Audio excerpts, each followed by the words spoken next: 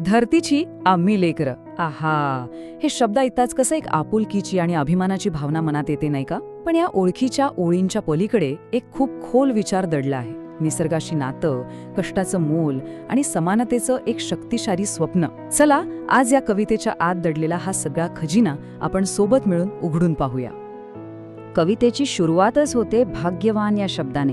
पण प्रश्न हा आहे की आपण भाग्यवान का आहोत? पैसा, पद यामुळे?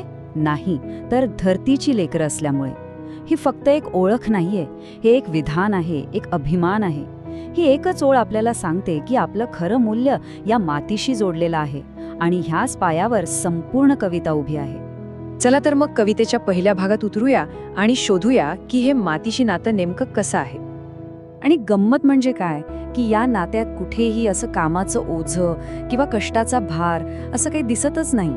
उलट हे नातं म्हणजे एक सोहळा आहे, एक उत्सव, गाण्यांनी आणि आनंदाने भरलेला.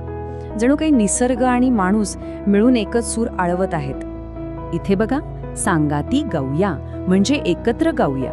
यात एकी आहे, सोबत असण्याचा आनंद आहे. आणि ही तुलना तर किती सुंदर आहे, रानपाखरांसारखं. म्हणजे शेतातलं काम हे बंधन नाहीये, तर ते पक्ष्यांसारखं एक मोकळं स्वच्छंद गाणं आहे. कमाल कल्पना आहे नाही काही? पण हा आनंद, हे गाणं, हे सगळं हवेत तर टिकणार नाहीये. याला आधार आहे तो श्रमाचा, कष्टाचा. आणि आता कविता आपल्याला बरोबर त्याच दुनियेत घेऊन जाते ज्याशिवाय हे नातं अपूर्णच आहे. हे चक्र बघा, हे काही एका दिवसाचं किंवा एका क्षणाचं काम नाहीये. वरिसभरी म्हणजे वर्षभर केलेल्या अविरत मेहनतीनंतरच फळ मिळतं.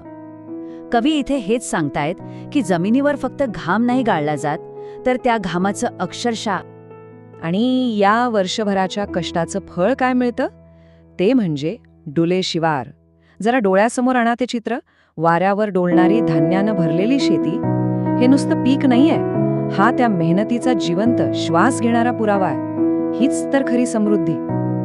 आता आपण येऊया कवितेच्या सगळ्यात सुंदर, सगळ्यात महत्वाच्या कल्पनेकडे. कष्टाने पिकवलेलं हे धान्य हे शेतकऱ्यासाठी काय असतं ते आपल्याला या भागात कळतं. इथेच आहे कवितेचं सगळं सार. कवी ज्वारीसारख्या अगदी सामान्य धान्याला काय म्हणतायत? मोती. विचार करा, साधे दाणे आणि त्यांची तुलना थेट मोत्यांशी केलीये. का बरं? कारण वर्षभराचा घाम गाळून हातात आलेलं हे धान्यच त्यांचं खरं जीवन आहे. खरं सांगायचं तर ते कोणत्याही हिऱ्या मोत्यांपेक्षा कितीतरी जास्त मौल्यवान आहे. हे शब्द फक्त ऐका, चमचम चमकत्या ती. कवी आपल्याला एका वेगळ्याच नजरेने बघायला सांगतोय, आदराचा, कौतुकाच्या नजरेने.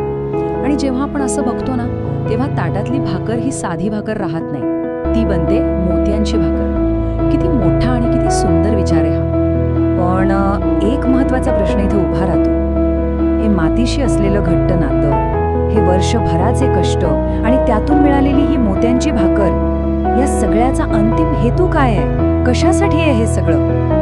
आणि ह्या प्रश्नाचं उत्तर आपल्याला मिळतं कवितेच्या शेवटच्या आणि खरं सांगायचं तर सगळ्यात शक्तिशाली भागात.